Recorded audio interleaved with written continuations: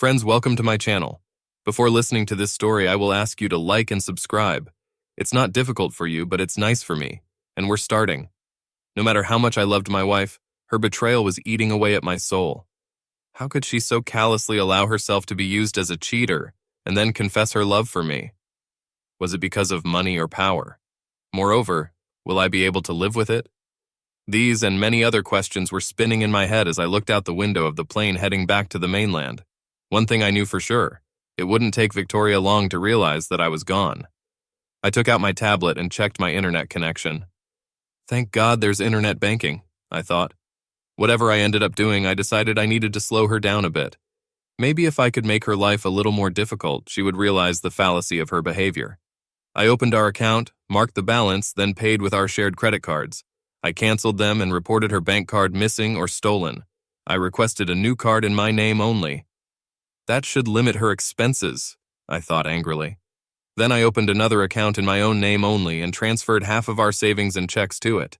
I started doing a search to find out everything I could about the divorce laws in our state. I learned that we live in a guilt-free state where everything would be divided in half. We don't have children, so it wasn't a problem. Thank God for that, I thought to myself. Besides, we didn't have any real estate, which would make the task easier. We both earn about the same amount of money, so I figured alimony wouldn't be a problem. In short, we could just split everything in half, take what belonged to us, and be done with it. At least in theory. I was curious to know how other men deal with similar situations, so I started reading stories on the internet. Some of them were quite outrageous. In one story I read, the cheating wife was actually blown up while on a boat. It wouldn't have worked for me, I thought ironically. There were several stories when husbands put up with the fact that their wives were cheating on them, even going so far as to put their wives in order after illegal dates. It was an absolute surprise to me. By the time the plane landed, I had made a couple of important decisions. To begin with, I wouldn't put up with her betrayal. No matter what, I would not become Victoria's willing cuckold. I love her, but I'm not going to put up with her lies and infidelities, no matter how exciting her antics may be. I also decided that I would talk to her about all this face-to-face and see what she would say. Her response would dictate any further action on my part. But what about the guys she's already been with? I wonder what I would do with them, I thought. I knew that Kevin, one of the guys she made love to, was married and had 2 children. I couldn't help but wonder what his wife would do if she found out her husband was cheating on her. I remembered him telling me that they had a pretty active life. Maybe she was fine with her husband messing with other women. What did Victoria say to Kevin that day in his room? Oh yes, something about what happens in the office stays in the office, and what happens on the island stays on the island. Not anymore, you fool, I thought. And when was the Stevenson case that Kevin mentioned?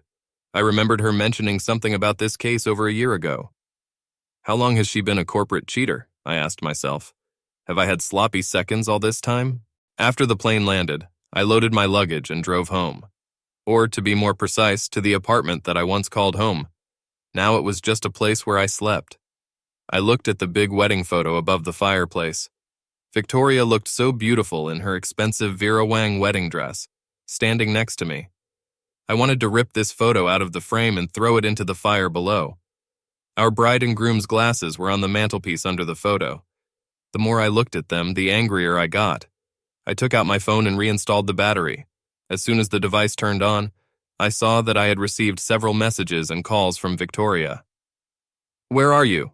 the first message asked. I deleted it. "Call me," the next one said. I deleted that too. "This is not funny," read the third. "Where are you?" Delete it. Remove. Remove. Remove. Remove. All messages from her have been deleted.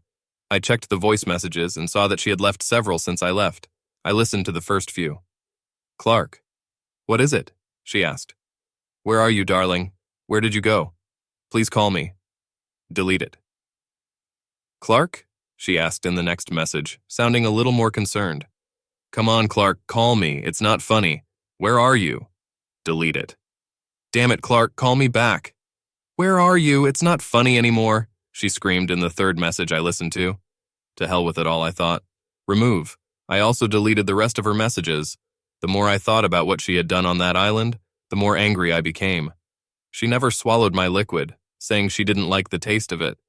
but I saw her greedily take Kevin's liquid, treating it like some kind of dessert. Yes, Victoria is a damn nice woman, I thought, and I admit seeing her like this turned me on.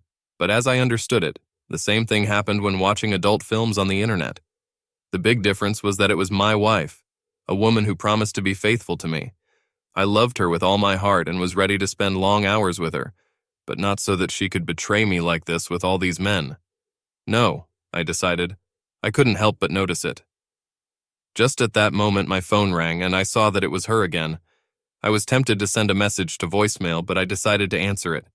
What? I shouted into the phone. Clark, Victoria asked. Where are you? What's wrong, honey? Why are you yelling at me? Oh, like you care, I said. You know what's going on. What are you talking about? What is it? She asked. Please, Clark, you're scaring me. Don't bullshit me, I said. Do you think I don't know that you make love to your colleagues? Did it give you great pleasure to cheat on me with them right under my nose? Clark, I don't know what you're talking about, Victoria said. I didn't cheat on you. What makes you think that? I couldn't believe that bitch had the nerve.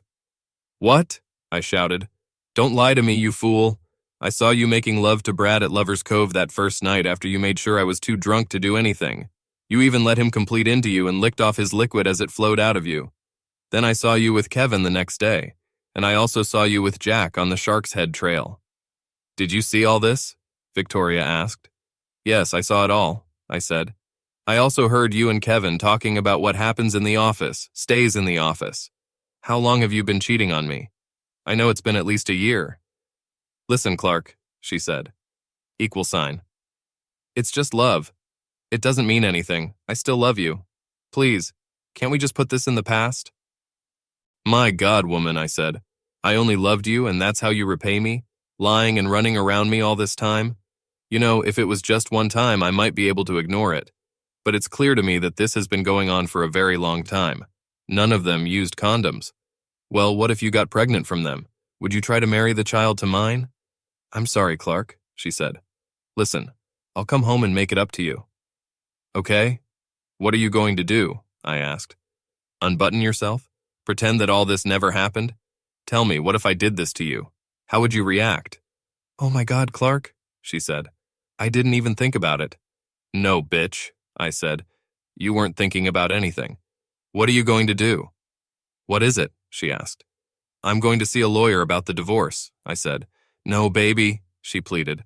I don't want a divorce. You are welcome. I love you. It's a pity, I said. You're hurting me too much. Don't even bother coming home. I'll take all your stuff to your parents' house. You can stay there or with your lovers. I don't care anymore. Maybe Kevin and his wife will let you stay with them. Clark, we need to talk about this, she said. We can't fix anything if we're not together. Does the date of April 17th mean anything to you?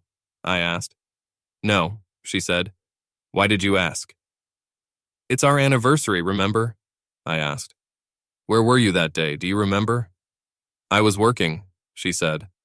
I told you we had an important case we were working on. All right, I said. Before 2 a.m.? After what I saw this weekend, I don't think you were working. You've been making love to your office buddies, haven't you?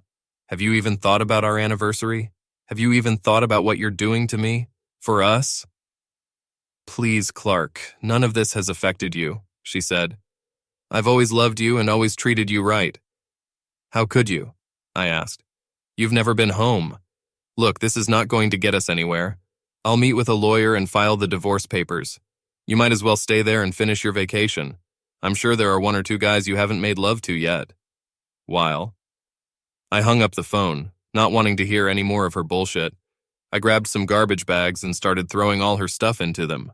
I took down all the photos of her and also threw them into bags along with all her toiletries. I didn't care if anything got hurt. The only things I kept were a large wedding portrait, her wedding dress, and a set of glasses for the bride and groom. I had something else in mind for them. I called her parents and told them I'd be right there. Is everything okay, Clark? Victoria's mother, Angie, asked. No, it's not okay, I said. I'll tell you when I get to you. I drove up with bags of her things and brought them inside. What's going on, Clark? Angie asked. Victoria has been cheating on me for at least the last year, I said. I've caught her 3 times in the last weekend. Oh my God, she breathed. I'm so sorry, Clark.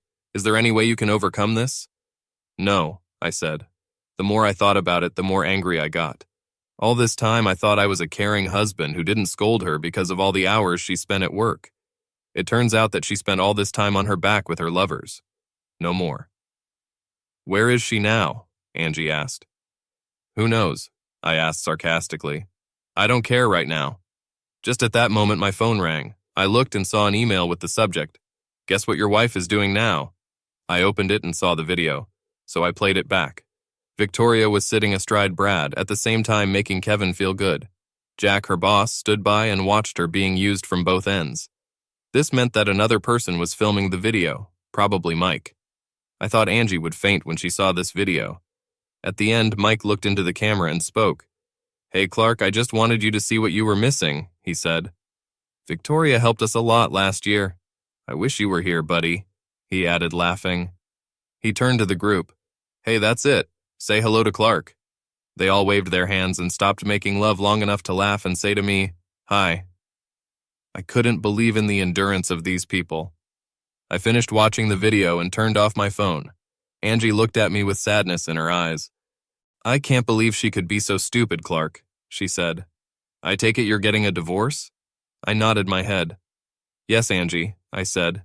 She expects me to just ignore it, but there's no way I can do that. I understand, Clark, she said. I have to go, Angie. Thanks for everything. You were a wonderful mother-in-law, I said. She hugged me one last time. And you were a great son-in-law, she said. No matter how it turns out, stay in touch, okay? I'll do that, thanks, I said, walking out the door. It so happened that the next morning was Monday. I was still on vacation, so I didn't have to call work. Instead, I made an appointment with a lawyer that afternoon. I found out this name on an online consultation site and hoped that she would take up my case. I arrived at the office of Sally Jacobs, a legal lawyer, exactly at the appointed time, and I was escorted to her. Sally was a consummate professional and certainly suited her role. At first, I thought she was one of those women who refused to represent men, but she reassured me by saying she preferred to represent the injured party. She listened attentively while I told my story, making notes as I went along. Do you have any evidence of this? What is it? She asked. I pulled out my phone and turned on the video. It's pretty graphic, I said. No problem, she said, taking the phone from me. I've seen almost everything. She was watching the video, carefully looking at the participants. Isn't that Kevin Markham, Brad Johnson, Mike Allen, and Jack Collins? What is it? She asked. Yes, it is, I said. Do you know them? Oh, yes, she said. I've heard rumors about these guys, but I've never given them much thought, at least until now. She looked at me with a sly smile. How badly do you want to get back at them for this? I want to burn them all, I said. Her smile widened. Well, she said. Technically, this is a no-fault state, and the law says you can't even mention her infidelity in the divorce papers. You can't even pursue her lovers in the form of estrangement of affection. However, it just so happens that this is one of the few states in the Union where adultery is still a criminal offense. The law is almost never enforced, and many consider it archaic and unconstitutional, but it is still in force and can result in a 4-year prison sentence or a $5,000 fine. Oh? I asked. I've never heard of such a law. Yes, she said. Even better, since all 4 men involved in this case are lawyers. They may be suspended from practicing law if found guilty, and may eventually lose their law license. Damn, I said. What about Victoria? She could also face penalties, Sally said. Which, of course, will help your divorce process. So, do you want to make a scorched earth out of them? Absolutely, I said. Sally nodded and handed the phone back to me. Send me this video by email if you don't mind, please, she said. I'll start everything from my side. When do you expect them to return? We were originally going to stay until Friday, but I do not know how long they will stay there, I said, sending the video. We discussed the divorce, which was pretty straightforward, and she advised me on how to protect myself financially. I've already done most of what she suggested. She told me if I had any more videos to forward them to her, and ended the meeting with a warning. Don't do anything stupid, she said. The last thing I want is to get you out of jail on bail. Just relax and never mind, and I'll take care of the details. Do you understand? I nodded my head. Got it, I said. I gave her a substantial advance and left her office. It was still pretty early, so I went out for a beer and a burger. I returned home and spent the rest of the evening watching TV, but my mind wasn't on the evening's entertainment. I was wondering if I could find anything on our shared home computer, so I went in and turned it on. I opened her email on the internet to see if I could discover anything. I didn't have to worry about passwords because they were already cached in the system. I've warned her about this several times in the past, but it never occurred to her. However, right now I was glad that she ignored my offer. I found several emails between her, Mike, Brad, Kevin, and Jack dated the last 2 years. From what I could glean from their several cryptic messages full of innuendos, this has been going on for more than a year and a half, and it looks like they were planning to cuckold me on this trip as well. I forwarded Sally's messages and turned off the answering machine. Physically and emotionally exhausted, I went to bed, but I didn't sleep very well at all. The next day, I didn't hear anything from Victoria, but on Wednesday, I received another video. This picture was also emailed by Mike, and it showed Brad, Kevin, and Jack using Victoria at the same time. She sat astride Brad while Jack made love to her, and Kevin's monster was deep in her mouth. "Hey, Clark, you're definitely missing something interesting here," Brad said, taking the camera. "Your wife is just great." They all laughed and waved at me. Feeling sick, I turned off the video and forwarded it to Sally. 2 people can play this game, I thought, and took out my phone. I took out her expensive Vera Wang wedding dress and a veil from the closet. I put them next to the fireplace. After setting up my phone, I made a production in which I tore our wedding permit in half, and then tore those pieces in half again. I threw the pieces of paper into the fireplace. Then I took her wedding dress, took it off the hanger, and threw it with the veil into the fireplace. A large wedding portrait hanging on the wall fell down, and I cut it into small pieces with a stationery knife, smashing the wooden frame with a hammer. I threw it all into the fireplace and broke the glasses she loved so much. Then I lit the fireplace and wrote it down when her precious souvenirs turned to ashes. When the work was finished, I sent it as a reply to Mike's email. "Eat this, you fool," I thought. About 15 minutes later, a crying Victoria desperately called me. "Clark," she said, "why did you destroy all this? I liked this dress. Please, baby, it was just love. It didn't mean anything. I didn't mean to hurt you. I am so sorry." Damn, I thought. How many more cliches was she going to throw at me? "Shut up, you fool," I growled. "Okay, you're sorry. You ruined our marriage, not me. So I thought it would be quite appropriate if you saw it. Do you realize now that it's over between us?" "Clark, please, I'll make it up to you when I get back," she pleaded. "No, you won't do that," I said. "Nothing you can do will ever make up for your betrayal. Goodbye." I ended the conversation and almost threw my phone against the wall. I didn't hear anything from Victoria or anyone else until Friday when they checked out of the hotel. "Clark?" Victoria whimpered. "My credit card was declined, just like my ATM card. Please, Clark, help me." "No," I said firmly. "Get your lovers to pay your bill. I'm done with you." I ended the conversation, not wanting to hear anything more from her. I knew what would happen when they arrived, so I called Angie to warn her. "Are they going to arrest her?" Angie asked. "You're kidding." "No, Angie," I said. "It turns out that adultery is a criminal offense in this state. She's probably going to call and ask for bail." "Well, she won't get that from me," Angie said. "She screwed up, so let her pay the price." "Thanks, Angie," I said. I went to the airport to see for myself.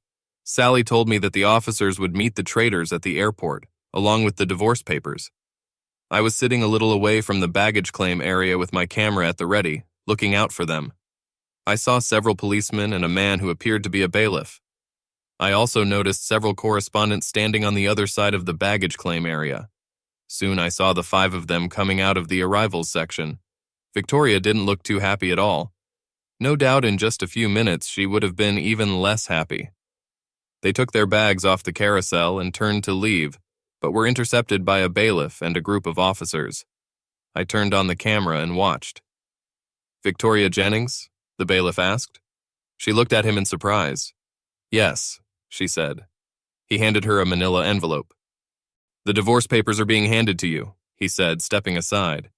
When he stepped aside, the officers surrounded the 5 of them and handcuffed them, reading them their rights. All 5 reacted in anger.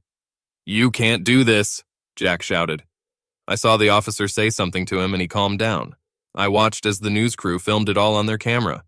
When the officers started to take them out, Victoria looked back and saw me. Her eyes widened. "Clark," she shouted. "Please don't do this," she begged. I shook my head and turned away from her. Her lovers looked back and glared at me as they were led away. When I got home, my phone rang. I didn't recognize the number, but I answered anyway. It was Victoria, calling from the county jail where she and her 4 lovers had been taken. "Clark," she exclaimed. "Why are you doing this? Please bail me out. We can handle this." "No," I said. "That's not going to happen. While." I hung up the phone.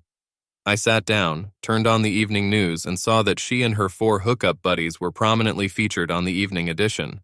5 local residents were arrested on charges of adultery this afternoon upon arrival at the international airport, said the presenter, showing a video of the arrest over his shoulder. Victoria and her lovers were clearly visible as they were led away in handcuffs. The details of their activities were not made public by the media, but we were told that they all work at a law firm in the city, the presenter added. They were arrested in accordance with the law of 1931, which equated adultery with a criminal offense. Some say the law is archaic and unconstitutional, but the district attorney says that until the legislature repeals the law, he is obligated to comply with it. If found guilty, they each face 4 years in prison or a possible $5,000 fine. The authorities claim that they pose a flight risk and have demanded that they be held in custody without the possibility of bail. Several cable news outlets were talking about the arrest that night. One side argued that the old 90-year-old law should be repealed because it does not correspond to the morality of the modern era. The other side argued that if the law was still in force, then it should be enforced. At least it was an interesting discussion. The arraignment hearing took place the next day, and the judge sided with the district attorney. All 5 of them were refused bail and ordered to be held in custody pending trial. At Angie's insistence, I visited Victoria at the county jail. I sat while they took her out in an orange jumpsuit. Orange just wasn't her color.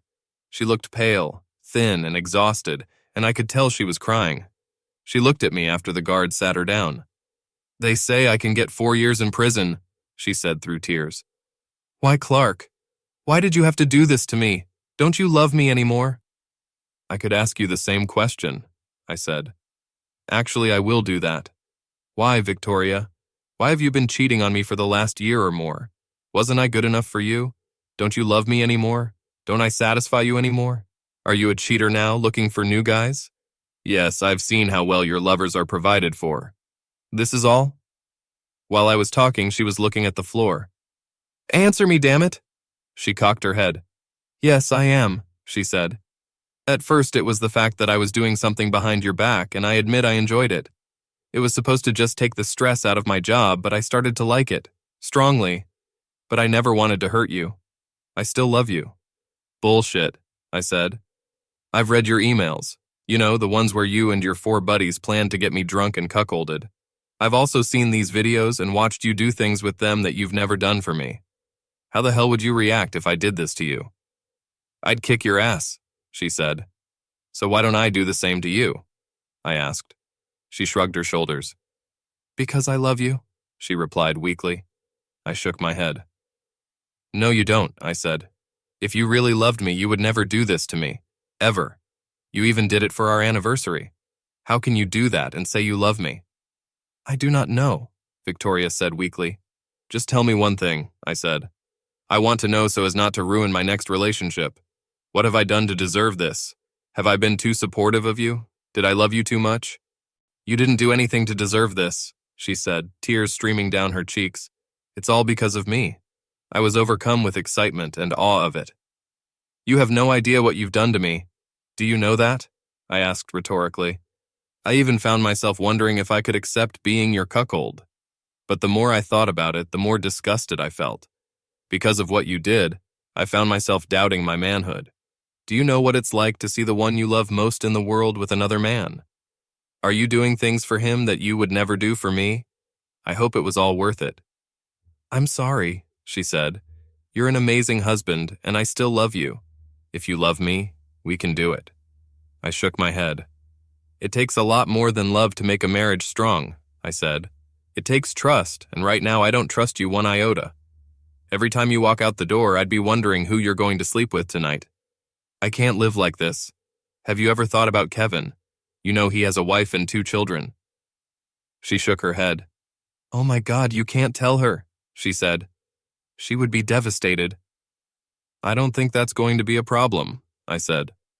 "The 5 of you are in the national news. I'm sure she already knows." I got up and prepared to leave.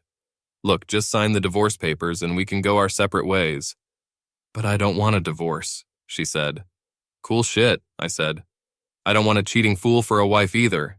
You know, I still have those videos that Mike sent me. Don't make me use them." She looked at me in shock. "You wouldn't dare," she said. "Oh yes, I'd love to," I said. "Sign it, those papers." Defeated, she lowered her head. "All right," she said softly. "I will do that." I turned around and left without saying anything else. As I left, I heard her sobbing, but it didn't touch me. She brought it all on herself. The adultery trial took place 3 weeks later and did not last very long. All the predicted arguments were put forward by both sides. The defense argued that if all those who committed adultery were charged, half the state would end up in prison. The district attorney replied that there were only 5 people on trial, not half of the state, and further argued that it was the task of the legislature, not the judiciary, to enact or repeal laws. The judge stopped this nonsense. He examined the video evidence and emails. He ruled that 5 of them violated current state law and did so intentionally for a long period of time. He agreed with the district attorney's argument that the adoption or repeal of laws is the responsibility of the legislature, and recognized that the task of the judiciary is to uphold these laws. All 5 were found guilty. They were given 4 years of probation and ordered to pay a fine of $5,000. 4 men who are lawyers have had their legal licenses suspended pending a disciplinary hearing. The State Bar Association, meanwhile, gave them permission to run the firm on the condition that they would not engage in legal work. Victoria kept her job and found that everyone in the office almost avoided her. The divorce was delayed, mainly due to the news that Victoria became pregnant.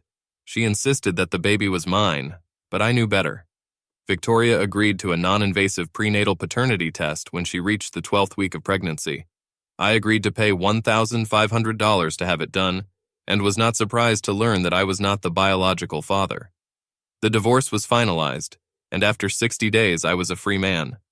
The last time we met, Victoria gave me her rings with tears in her eyes. Under the terms of the divorce, she was ordered to give up her rings and give up my last name. I handed her a small paper bag. "What is it?" "What is it?" she asked. "The remains of your wedding dress," I said.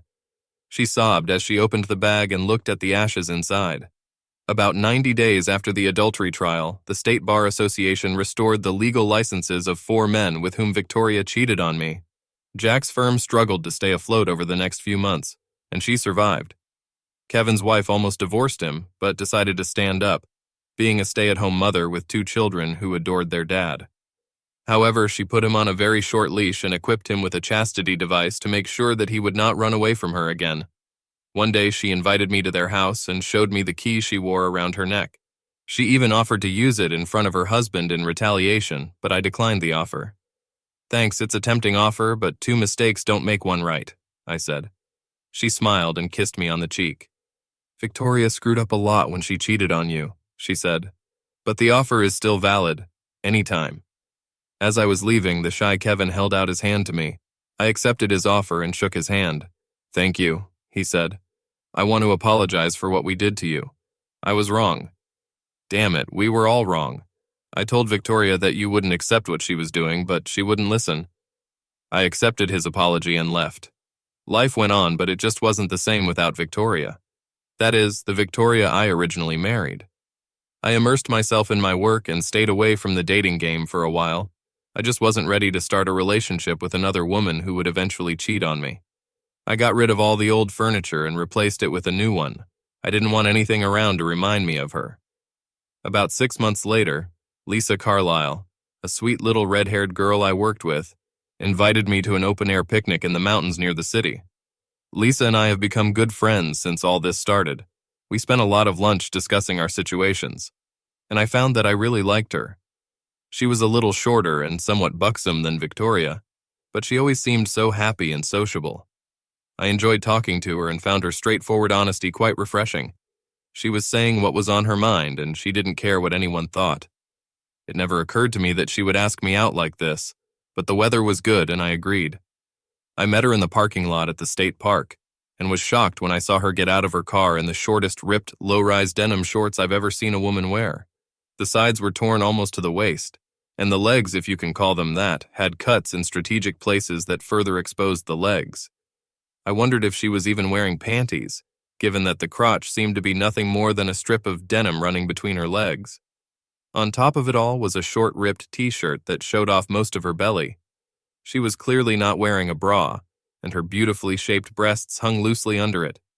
She took her bike, grabbed a blanket and a basket that were lying on the back seat, and we drove off. I let her walk in front and stepped back just enough to enjoy the view of her tight ass in those shorts. Finally, we stopped at a convenient place, and Lisa spread out a blanket and put a basket on it. After looking around, she kicked off her shoes and pulled off her t-shirt, exposing her breasts. Oh my God, she looks so damn good. I just love undressing outside, she said. It seems so natural, you know. What is it? She asked, and her face lit up. Come on, take off your shoes and shirt. It's so nice outside. I took off my shoes and shirt and enjoyed the fresh air. She smiled and practically sat on my lap, pressing her bare breasts against my chest. Isn't that better, Clark? She asked with a mischievous smile on her face. A lot, I said. The next thing I knew, her tongue was in my mouth when she kissed me so hard that my toes tingled. I could feel my manhood moving. I've wanted to do this for a long time, she said. What stopped you? I asked. You were married, she said. I don't talk to married men. I've been watching and waiting for your divorce to be final and for you to come out of your shell. How long has it been since you last made love? About 8 months, I said. Maybe a little longer. What about you? About the same thing, she said. As you know, my last boyfriend was a cheating scoundrel, so I dumped him. There's a lot going on, I said. Yes, she said. That's what I heard. Tell me the truth. When was the last time a woman pleasured your penis? Wow, I thought. Let's talk about straightforwardness. A long time ago, I said. We need to fix this, she said, unbuttoning my jeans. Who am I to argue? I let her pull off my jeans and boxers. Then she bent down and started working on me. I had to admit that Victoria had nothing in common with this girl. I moaned as she moved up and down. I felt like I was about to explode, and I warned her. I'm about to squirt, I said. I saw her smiling with all her might. She worked harder on me, and it happened. Oh my God, I said. She swallowed every drop and then licked me clean. She said, looking at me with her usual smile. Very nice. As I understand it, Victoria never swallowed it. Not with me, I said. She only did it with her lovers. Lisa clicked her tongue and shook her head. Stupid girl, she said. She doesn't know what she's lost. She started unbuttoning her shorts. I can't let you be the only one naked here, she said, taking off her tiny shorts. As I suspected, she wasn't wearing panties. She smiled as she straddled me again. Do you like it? What is it? She asked. Very much, I said. I grabbed her ass and pulled her to my face. She moaned when I licked her slit and found her sweet spot. She rubbed against me while I explored her with my tongue. She was even tastier than Victoria. I felt like I was in heaven. Soon she shuddered and her juices covered my face. Oh my God, it was so damn nice, she said. She covered my face with kisses. I moaned as she settled on top of me and my manhood sank deep into her warm, velvety wetness. Oh yes, just perfect, she said. Not too big, but not too small either. Just right. She began straddling me, lifting herself almost completely before lowering herself back down. That's right, she said. Just use me. She rode me for a while before we finally exploded in mutual excitement. Then we lay in each other's arms, enjoying the fresh air. Are you hungry? What is it? She asked. I almost forgot that she had a basket full of food. And yes, I was hungry. Yes, I said. And you? I'm starving, she replied. Sitting down, she opened the basket and handed me a paper plate with a piece of cold fried chicken and potato salad. After she got her food, she handed me a small bottle of soda. We sat there naked and ate our food, not caring about anything. After that, we hugged each other and just enjoyed a walk in the fresh air, making small talk. I want this to never end, she said. Me too, I said in response. She turned to me, cupping my face in her hands. You've attracted me for a very long time, she said, and I'm falling in love with you. If you want me, I'll be yours alone. I promise I will never cheat on you and I will never hurt you. I looked at her carefully and saw no deception, only love and care. I've been attracted to you for a long time too, and I'm falling in love with you too, I said. Of course I want you. I'd be crazy if I didn't do it. I also promise to be exclusively yours, and I will never cheat on you or hurt you. She smiled and imprinted another kiss on me. We held each other in our arms for a while before we opened them. I think we'd better get dressed and come back, she said. At my place or at yours? I shrugged my shoulders. Any place is perfect with you, I said. But if you don't mind, I really don't want to go to the Caribbean. As a result, we spent the night at my house. 6 months later, we got married, and a few months after that, she was pregnant with our first child. I've never seen Victoria since the divorce, but I saw something on the news about a shooting at a law firm in the city. According to the report, the man entered the law firm where Victoria worked and started shooting, wounding her, her boss Jack, and 2 other lawyers. Out of curiosity, I called Kevin, who explained what had happened. The shooter, he said, was Victoria's new fiancé, and he apparently didn't take being cuckolded too well. According to Kevin, one night a man came into the office and found her making love with Jack, Mike, and Brad. Jack's testicles were shot off, and 2 other men received gunshot wounds to the chest. Victoria was shot in the stomach. They survived, but with difficulty. The man was shot dead by police after he refused to surrender. Later, I also learned that the district attorney was considering taking action against Victoria, Jack, Mike, and Brad. They seemed to have violated the terms of their probation, and the district attorney wanted them to spend the rest of their time in prison, but the judge rejected this request. It seems that some people never learn anything. As for me, life couldn't get any better. I think ultimately this is the best revenge,